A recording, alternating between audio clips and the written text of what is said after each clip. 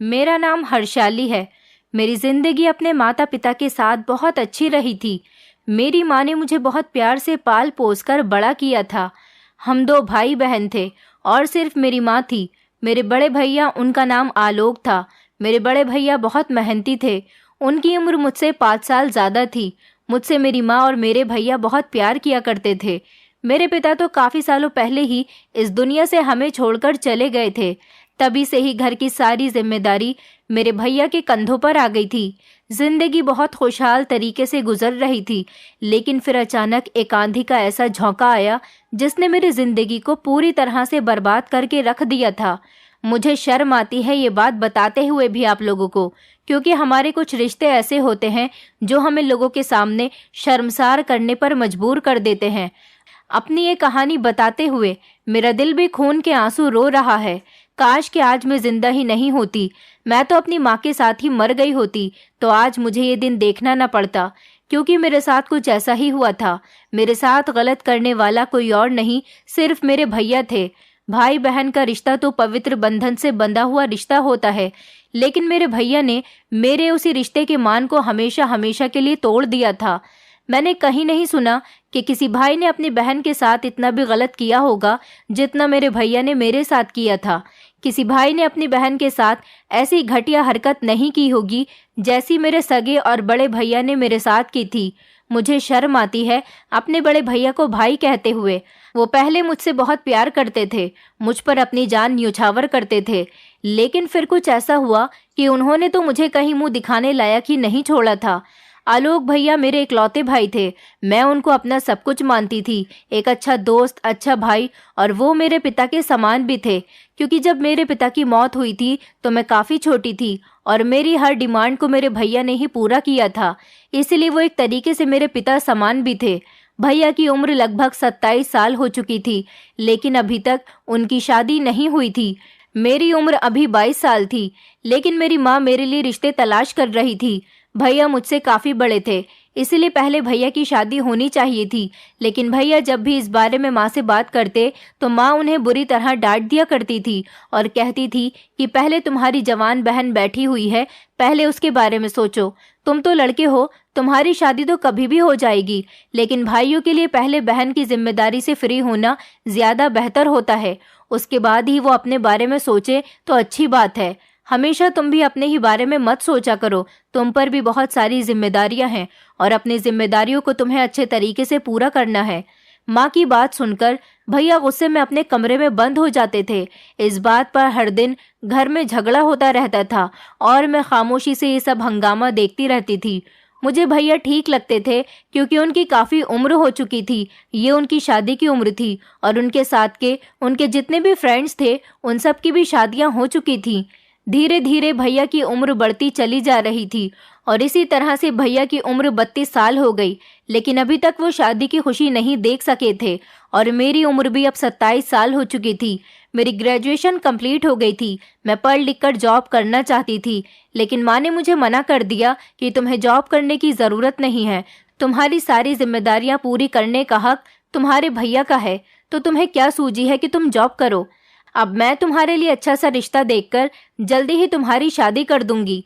पहले तो भैया की शादी होनी चाहिए थी क्योंकि अब उनकी काफ़ी उम्र हो चुकी थी, लेकिन माँ का कहना था कि अगर तुम्हारे भैया की शादी करवा दी तो फिर वो हमें छोड़कर अपनी पत्नी का गुलाम बन जाएगा और कभी भी अपनी माँ बहन को पलटकर नहीं देखेगा।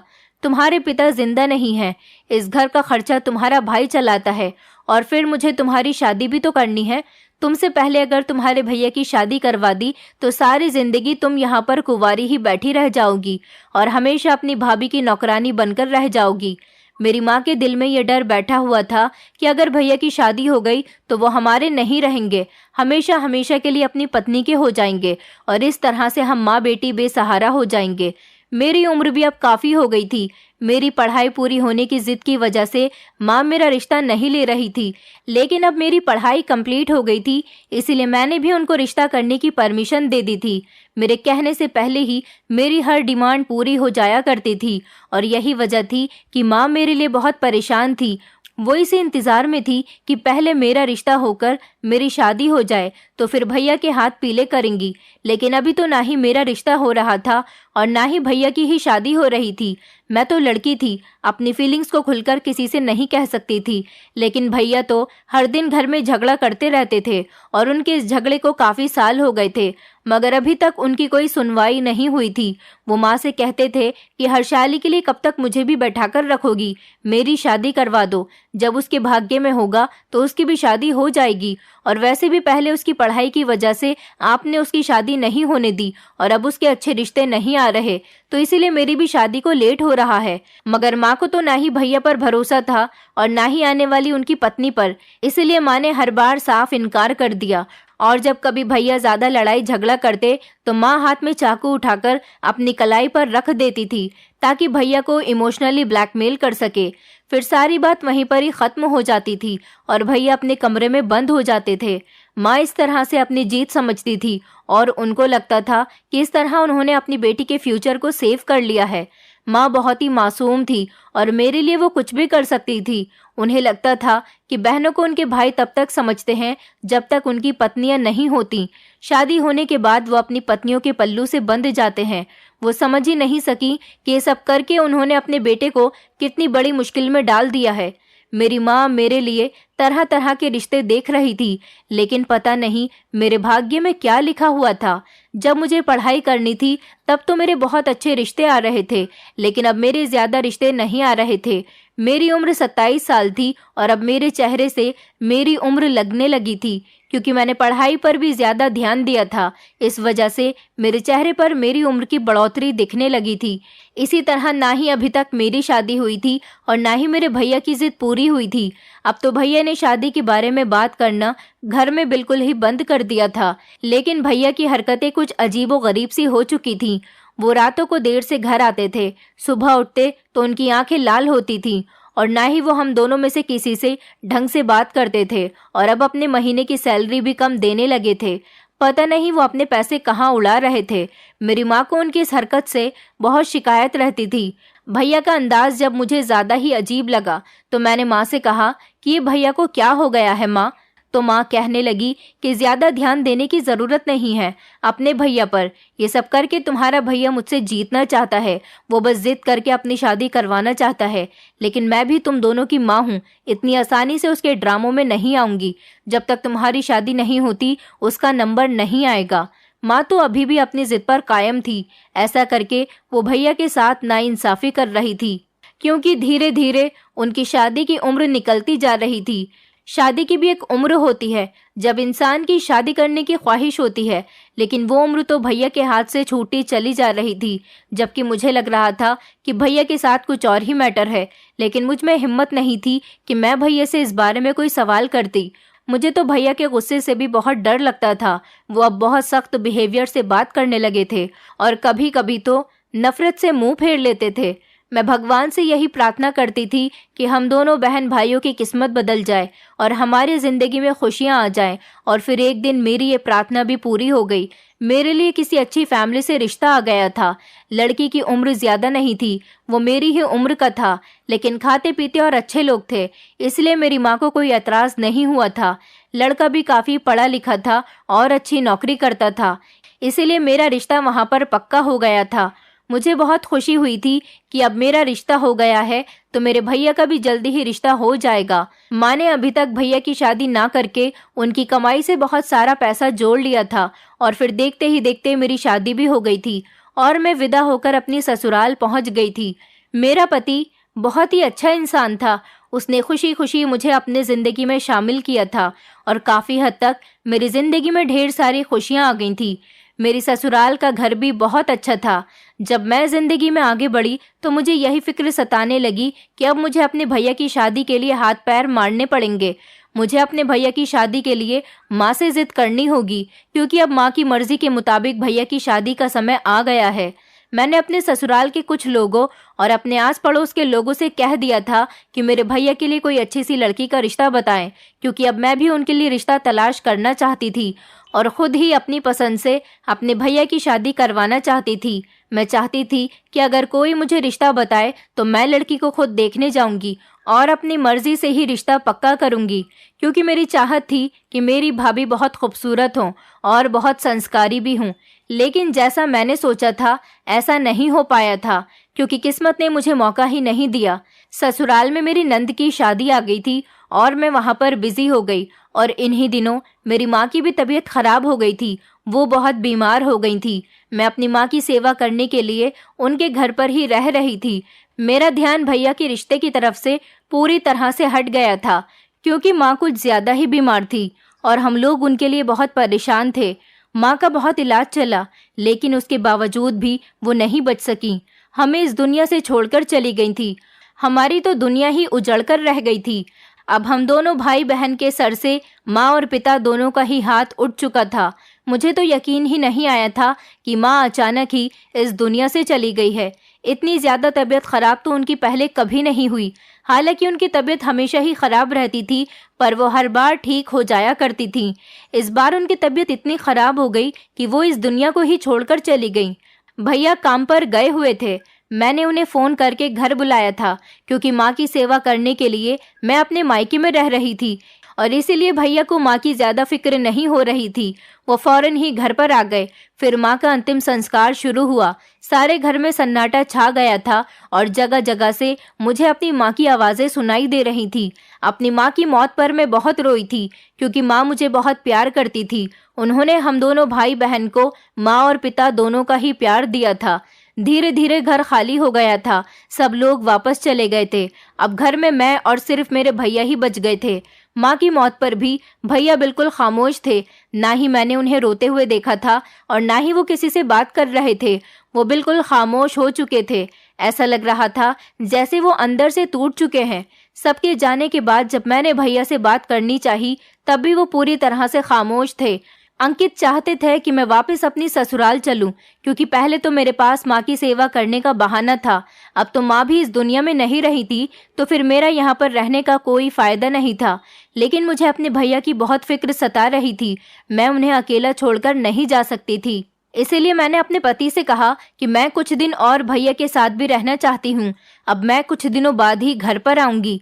मेरी बात सुनकर अंकित सोच में पड़ गए थे और कहने लगे कि मैं तुम्हें अब और यहाँ पर नहीं छोड़ सकता, क्योंकि मेरी माँ गांव से हमारे यहाँ कुछ दिन रहने के लिए आ रही है। अब ऐसा अच्छा नहीं लगेगा कि मेरी माँ हमारी शादी के बाद पहली बार यहाँ पर आ रही है और तुम अपने मायके में रहोगी, तो वो इस बात का बुरा मानेंगी। हाँ, ऐसा बेहतर होगा कि कुछ दिन भैया को अपने घर पर रख लेते हैं। जब तक उनकी शादी नहीं हो जाती तो वो हमारे साथ रह सकते हैं। मुझे इस बात से कोई एतराज नहीं है। मेरे पति को तो इस बात से कोई प्रॉब्लम नहीं थी, क्योंकि वो बहुत अच्छे इंसान थे, हमेशा मेरा साथ दिया करते थे। लेकिन मुझे यकीन था कि मेरे भैया कभी भी इस बात के लिए राजी नहीं होंगे। लेकिन जब मैंने इस बारे में भैया से बात की तो मैं हैरान रह गई थी कि भैया इस बात के लिए बड़ी जल्दी तैयार हो गए थे। मेरी ससुराल में तो सिर्फ मैं और मेरे पति ही रहते थे। मेरे सास ससुर गांव में रहते थे। वो कभी कभी शहर अपने बेटे से मिलने के लिए आ जाते थे। शायद इसी वजह से भैया को मेरे घर पर रहने में कोई प्रॉब्लम नहीं थी और ना ही उन्हें इस बात से कोई एतराज था। फिलहाल भैया ने अपना थोड़ा सा सामान पैक कर लिया था और वो हमारे घर पर शिफ्ट हो गए थे। मैंने उनसे वादा किया था कि मैं जल्द ही उनके लिए अच्छी सी लड़की देखकर उनकी शादी करवा दूंगी और फिर वो अपनी पत्नी के साथ खुश रहेंगे। उनका घर भी आबाद हो सकेगा। मेरी इस बात पर भी भैया बिल्कुल खामोश थे। पहले तो वो शादी के नाम पर उछलते थे, मगर अब उनकी जिंदगी में शादी नाम के शब्द का कोई भी मतलब बाकी नहीं रहा था। या फिर शायद माँ के चले जाने पर वो बहुत ही ज्यादा गमगीन हो गए थे। उन्हें माँ के चले जाने का बहुत दुख था। आखिर वो उनकी माँ थी, इस पर दुखी होना तो बनता था। मैंने सोचा था कि कुछ दिन उन्हें अपने घर पर रखकर उनकी सेवा करूंगी तो शायद वो नॉर्मल हो जाएंगे, और फिर मैं अपने भैया को लेकर अपने घर चली आई थी। मैंने अपने बेडरूम के बराबर वाला कमरा ही भैया को दे दिया था। मैं पूरे 20 दिन बाद घर वापस लौटी थी। मेरा घर बहुत गंदा हुआ पड़ा था। मैंने सफाई का काम शुरू कर दिया था और फिर खाना बनाकर जैसे ही फ्री हुई तो मुझे भैया का ख्याल आया।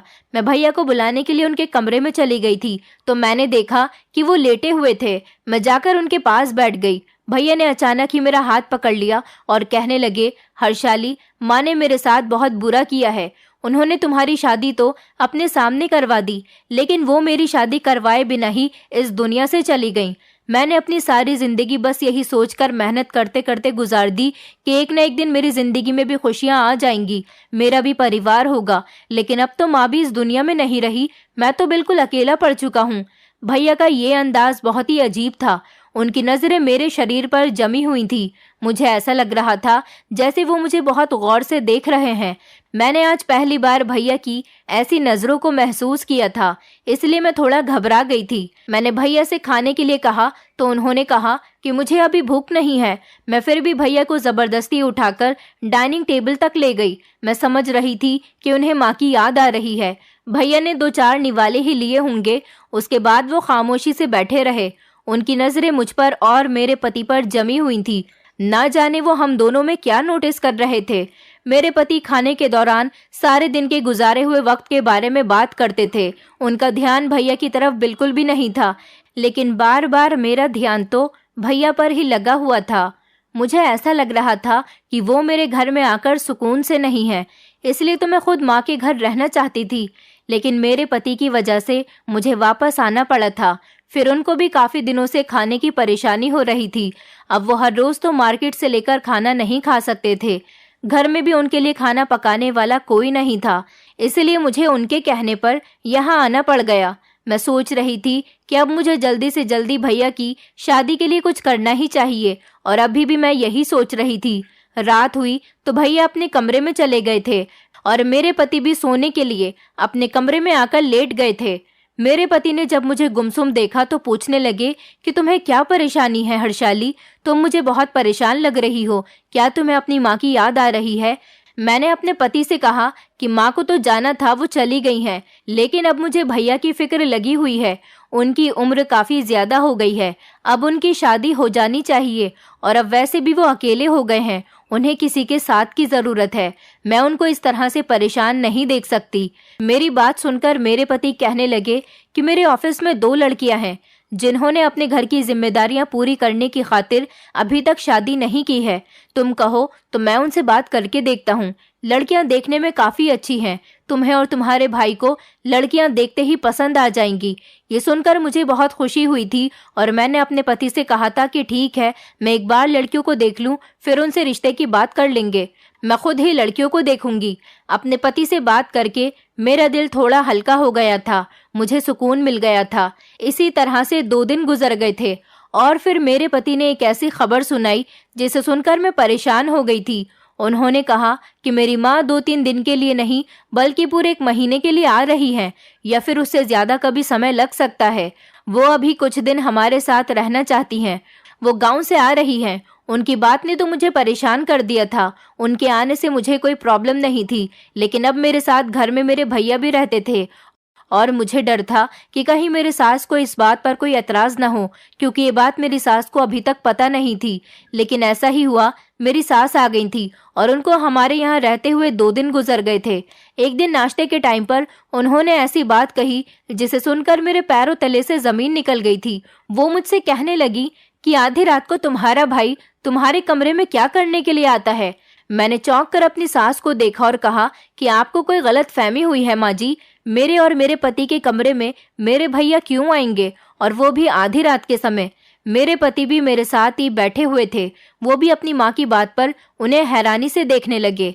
मेरी सास ने गौर से मेरी तरफ देखा और कहने लगी, बहू, मैंने खुद अपनी आंखों से देखा है कि तुम्हारा भैया आधी आधी रात को तुम दोनों के कमरे में दाखिल होता है। यही तो मैं पूछ रही हूँ कि आधी रात के समय इसका तुम्हारे कमरे में क्या काम है। इससे पहले कि मैं उन्हें कोई जवाब देती, मेरे भैया भी नाश्ते के लिए आ गए थे। उन्होंने मेरी सास की बातें सुन ली थी। वो एकदम ही मेरी सास की बातों पर नाराज हो गए और कहने लगे कि आंटी, आप ऐसी बातें क्यों कर रही हो? मेरा भला अपनी बहन के कमरे में क्या काम है? मैं तो सारा दिन नौकरी पर होता हूँ और शाम को थका हारा घर वापस आता हूँ। लेकिन अगर आपको मेरी वजह से कोई प्रॉब्लम हो रही है तो मैं वापस अपने घर चला जाता हूँ। भैया ये बात कहकर उठे और अपने कमरे में जाने लगे तो मैंने फौरन उन्हें रोक लिया और उनसे माफी मांगी।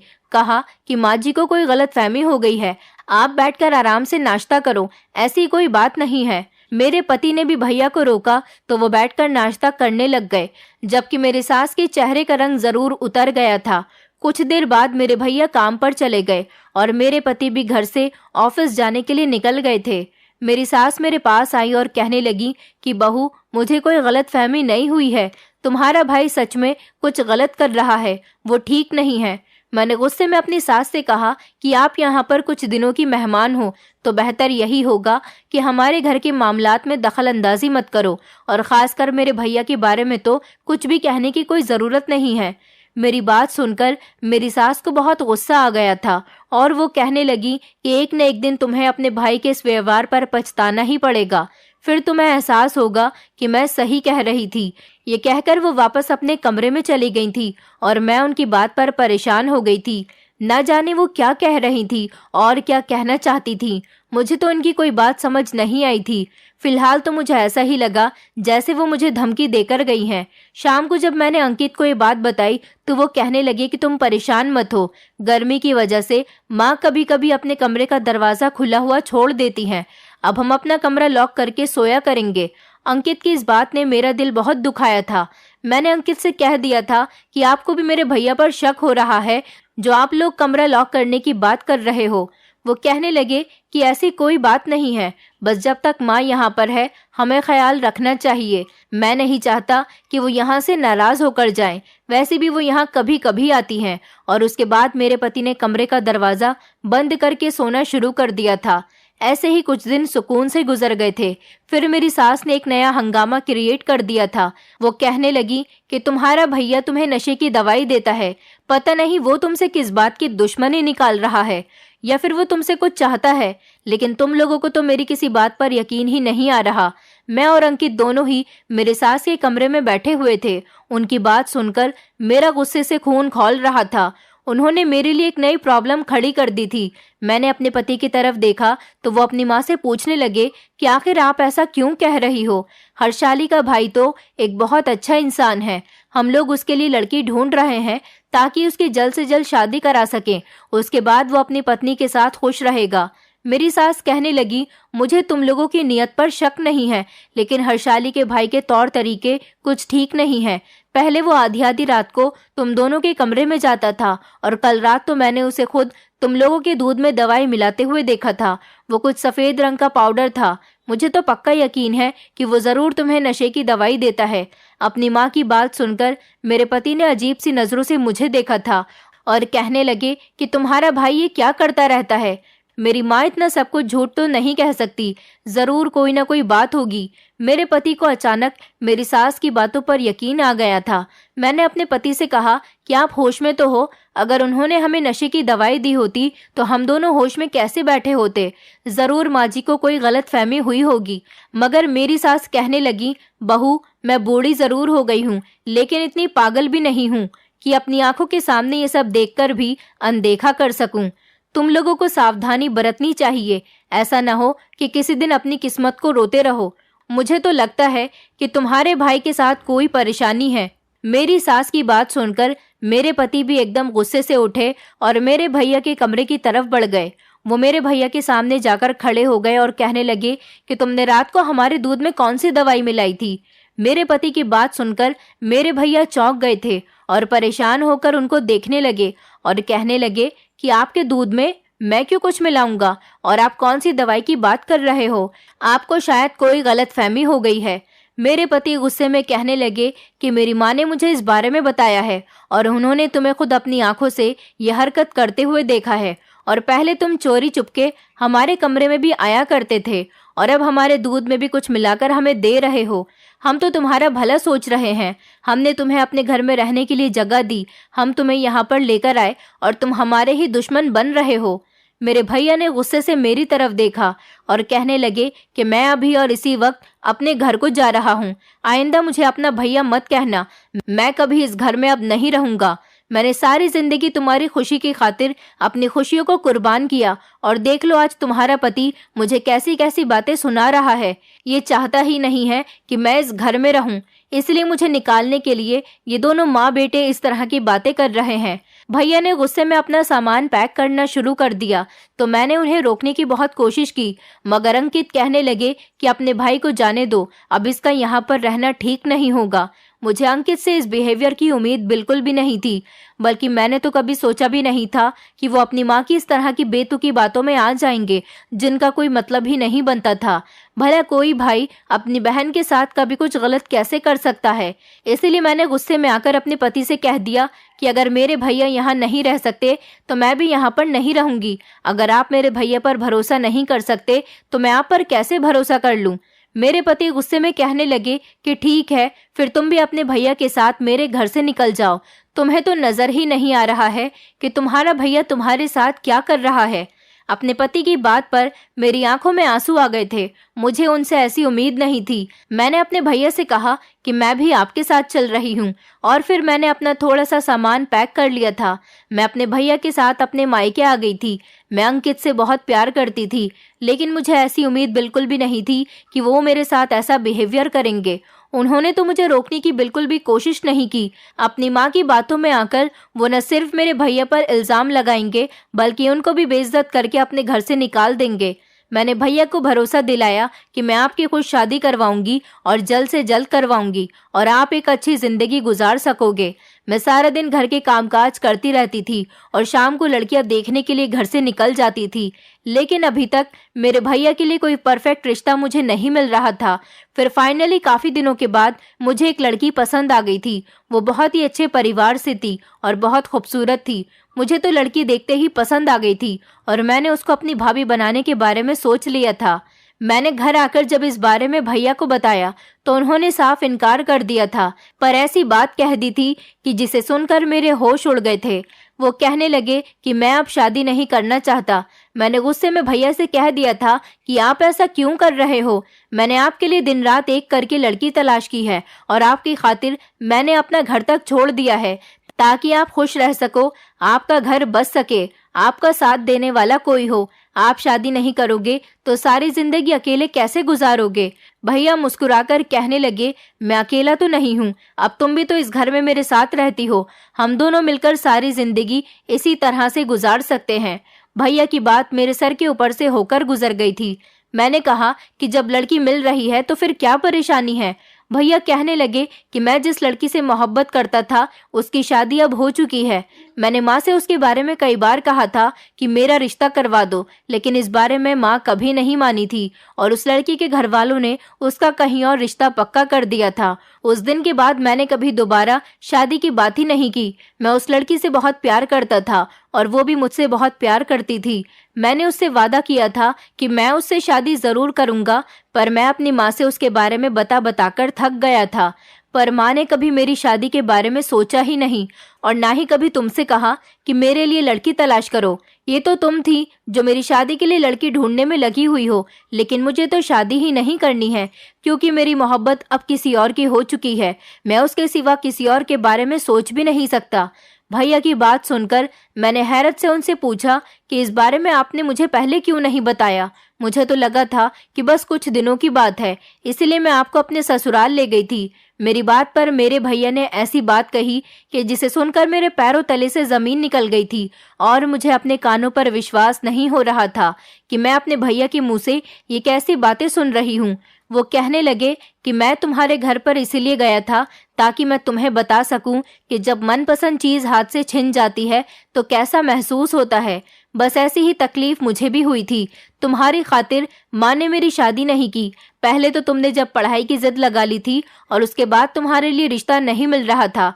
इस वजह से मेरी जिंदगी गुजरती चली गई और मैं उस लड़की को बार बार भरोसा दिलाता रहा कि मैं उससे शादी करूंगा, पर एक दिन मैंने हार मान ली और उसे धोखा दे दिया।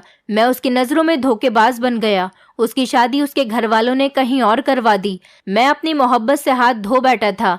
मुझसे मेरी मोहब्बत दूर हो गई और उसके बाद तुम्हें अंकित के साथ विदा कर दिया गया। तुम दोनों एक अच्छी जिंदगी गुजारने में लग गए और मेरी फीलिंग्स के बारे में किसी ने नहीं सोचा।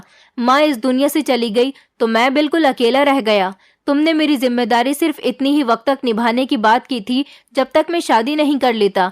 मेरी खातिर तुम सारी जिंदगी अपने आप को कुर्बान नहीं कर सकती थी, लेकिन तुम्हारी वजह से मैंने अपनी सारी जिंदगी कुर्बान कर दी। तुम्हारी और माँ की हर बात को माना, तुम्हारी हर खुशी को पूरा किया। बस इसीलिए मैंने सोच लिया था कि मैं तुम्हें और अंकित को एक साथ नहीं रहने दूंगा। तुम्हारी सास ने जो कुछ भी कहा था वो सब ठीक कहा था। मैं दूध में तुम दोनों को दवाई मिलाकर दे रहा था। इस दवाई से तुम कभी मां नहीं बन सकती थी। मैं चाहता था कि तुम दोनों संतान के लिए तरस जाओ और तुम्हारा पति तुम्हें छोड़कर दूसरी शादी कर ले, लेकिन तुम्हारी सास ने मुझे देख लिया और मेरा काम और ज्यादा आसान हो गया। उन्होंने खुद ही हमेशा के लिए तुम्हें अपने घर से निकाल दिया। अब तुम भी मेरे साथ यहीं पर जिंदगी गुजारोगी, ताकि तुम्हें भी एहसास हो कि मुझ पर कितना बड़ा अत्याचार किया गया था। भैया की बात सुनकर मुझे लगा था कि मेरे शरीर से जान निकल रही है। मुझे अपने कानों पर विश्वास नहीं हो रहा था। मुझे भैया से ऐसी उम्मीद नहीं थी कि वो मेरे साथ इतना बड़ा धोखा कैसे कर सकते थे। आखिर मैं उनकी सगी बहन थी, जबकि मेरी तो कोई गलती भी नहीं थी। मुझे तो हमेशा से ही उनकी फिक्र लगी रहती थी। मैं मानती थी कि माँ ने मेरी खातिर भैया की खुशियों का गला घोट दिया था, लेकिन ये माँ का फैसला था। मेरा तो इसमें कोई कसूर भी नहीं था। तो फिर मुझे इस बात की सजा क्यों मिल रही थी? भैया मुझे बच्चा ना होने के लिए न जाने कैसी दवाइयाँ खिला रहे थे, और ये सुनकर मुझे बहुत शर्म महसूस हुई थी कि वो रातों को मेरे कमरे में आकर हमें देखा भी करते थे। मैंने रोते हुए अपने भैया से कहा, मैं आपके इस घर को छोड़कर जा रही हूँ। मुझे नहीं पता था कि आप माँ की सजा मुझे दोगे। भैया खामोश रहे। मैंने अपना सामान उठाया और वापस अपने ससुराल चली गई थी। मैं उस दिन बहुत रोई थी, जबकि मुझे भैया की किस्मत पर भी अफसोस हो रहा था। उनके साथ बहुत गलत हुआ था। मुझे देखकर मेरे पति बहुत खुश हो गए थे और अपनी मोहब्बत का इजहार करने लगे। मैंने अंकित को अपने भाई की सच्चाई नहीं बताई थी और ना ये बताया था कि वो दूध में हमें क्या मिलाकर पिला रहे थे। मैं नहीं चाहती थी कि इस बात की वजह से मेरे पति के दिल में मेरे भैया के लिए इज्जत कम हो जाए, क्योंकि अगर ये सच उन्हें पता चल गया तो वो मेरे भैया से और ज्यादा नफरत करने लग जाते। मेरे भैया काम के सिलसिले में दूसरे शहर में शिफ्ट हो गए थे और मैंने उनके साथ सारे कांटेक्ट खत्म कर दिए थे। मुझे बहुत दुख होता है कि मेरे भैया ने बेशर्मी की सारी हदें पार कर दी थी, मगर ये तो भगवान का शुक्र है कि मेरे पति की मोहब्बत ने मेरी वीरान जिंदगी को फिर से आबाद कर दिया था। मैंने अपने भैया से सारे संबंध खत्म कर दिए और भैया ने भी मुझसे कभी बात करने की कोई कोशिश नहीं की। वो दूसरे शहर में शिफ्ट हो गए। मुझे इस बात की खुशी है, क्योंकि अब मुझे उनकी फिक्र भी नहीं सताएगी, क्योंकि वो वहाँ पर अकेले नहीं हैं। उनके साथ काफी सारे लोग रह रहे हैं। मुझे तो सिर्फ अब अपनी जिंदगी पर ध्यान देना था। मेरी जिंदगी मेरे पति के साथ बहुत अच्छी गुजर रही है। अब मेरी शादी को 5 साल हो गए, लेकिन आज तक मैंने अपने भैया की कोई खबर नहीं रखी। ये बात सही थी कि उनके साथ बहुत गलत हुआ था, लेकिन उनको मेरे साथ ऐसा नहीं करना चाहिए था, क्योंकि मैंने कभी उनके बारे में बुरा नहीं सोचा था। मुझे आज भी बहुत अफसोस होता है कि मेरी जिंदगी में ये सब कुछ क्या हो गया। मैं अभी तक बच्चे के लिए तरस रही हूँ। मेरे भैया ने मुझे सारी जिंदगी का दुख दे दिया।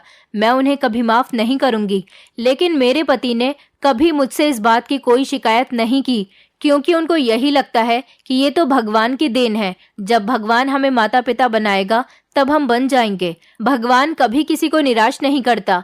मेरा पति बहुत अच्छा है और मुझसे बहुत प्यार करता है, लेकिन मैं भगवान से हर रोज प्रार्थना करती हूँ कि भगवान मेरी गोद जल्दी ही भर दे, और मुझे भगवान की लीला पर पूरा भरोसा है। वो चाहे तो कुछ भी कर सकता है। आप लोग भी मेरे लिए प्रार्थना करें। दोस्तों, उम्मीद करती हूँ आपको हमारी कहानी पसंद आई होगी। कहानी पसंद आई है तो वीडियो को लाइक करें, चैनल पर नए हैं तो चैनल को सब्सक्राइब करें, और हाँ, नोटिफिकेशन बेल को जरूर दबाएं ताकि अगली अपडेट सबसे पहले आपको मिले।